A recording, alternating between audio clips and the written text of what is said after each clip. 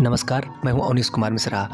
भोजपुरी के सुपरस्टार प्रदीप पांडे चिंटू और सुपरस्टार नायिका काजल राघवानी का जो फिल्म आया था होते होते प्यार हो गया है। उस फिल्म को अभी तक लोग नहीं देख पाए हैं। जो सिनेमा हॉल में देखने गए वही देख पाए हैं।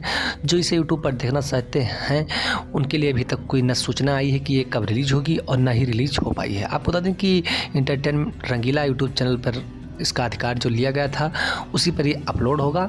और आपको बता दें कि मेकर्स की तरफ से इसका तारीख निकाल दिया गया है कि किस तारीख को ये यूट्यूब पर आएगा।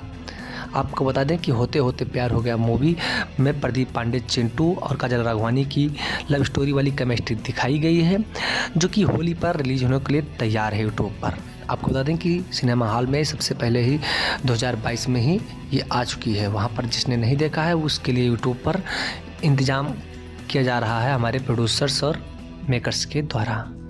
तो आप कितना एक्साइटेड हो इस फिल्म के लिए हमें कमेंट करके जरूर बताइएगा। हमारे चैनल को सब्सक्राइब करिएगा। धन्यवाद।